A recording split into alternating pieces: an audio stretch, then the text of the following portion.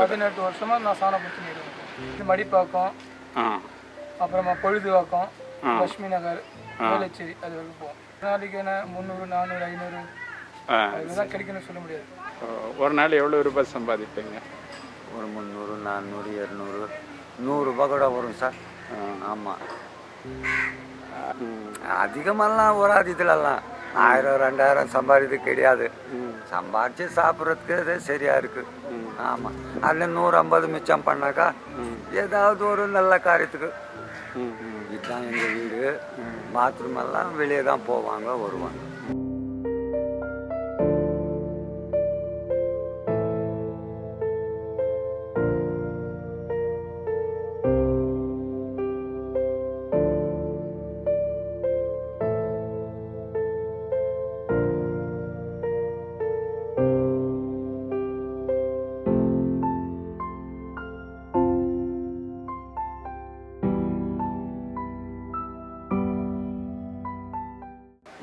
இப்போ இதுக்கு முன்னாடி இந்த பாத்ரூம் எல்லாம் கட்டுறதுக்கு முன்னாடி பெண்களுக்கு இந்த காலை கடன்லாம் கழிக்கிறது கஷ்டமா இருந்ததுங்களா? ஆமாம் சார்.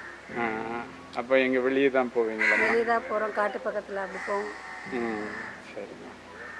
இந்த 40 நாள் மழை பெஞ்சு 40 நாள் தொடர்ந்து மழை பெஞ்சதுனால போகவே முடியல. ரொம்ப கஷ்டம், சாப்பிட்றதுக்கு கூட கஷ்டப்பட்டோம். இந்த பகுதியில் யாரெல்லாம் உதவி பண்ணாங்க? இந்த பகுதியில் யாரும் பண்ணல சார். வெளியே நின்று தான் மெட்ராஸ்காரங்க, சென்னை நின்று கேரளக்காரங்க அவங்க வந்து தான் நம்மளுக்கு உதவி பண்ணுது.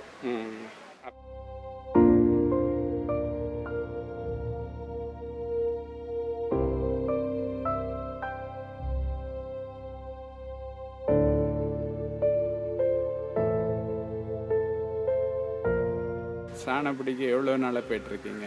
அது 7 வருஷமாக போயின்னு ஒரு நாளைக்கு ஒரு ஊர் போவோம். ரீசெண்டாக சொன்னால் பாண்டிச்சேரி போயிருக்கோம். சென்னை வந்து கேளம்பாக்கம், கோவலம் இந்த பக்கம் அங்கேயே போய் தங்கிப்போம். கோவலம் பக்கம்லாம் போனால் அங்கே ஒரு நாள் 2 நாள் தங்கிப்போம். அதுக்கப்புறம் வருவோம். அங்கேயே இப்போ தங்குற மாதிரி இருந்துச்சுன்னா ஒரு நாளைக்கு 500 400 கூட 600 கூட கிடைக்கும். போயிட்டு வரணும்னா அது செலவு இருக்குது. பஸ்ஸில் ஏற்றின்னு போகிறதுக்கு லக்கேஜ் அதெல்லாம் போயிட்டு வரதுக்குன்னா 400 300 நிற்கும். ரொம்ப கஷ்டம்தான். வெளியில் போவாங்க காட்டுக்கு, போயிட்டு வருவாங்க. காலையில் எழுந்து ஒரு 5 மணிக்குள்ளே போயிட்டு வந்தால் தான், இல்லைன்னா அதுக்குள்ள ஆளுங்க வந்துடுவாங்க. நடமாட வந்துடும் காட்டுக்குள்ளே. அப்போ போக முடியாது. ரொம்ப கஷ்டமாக தான் இருந்துச்சு.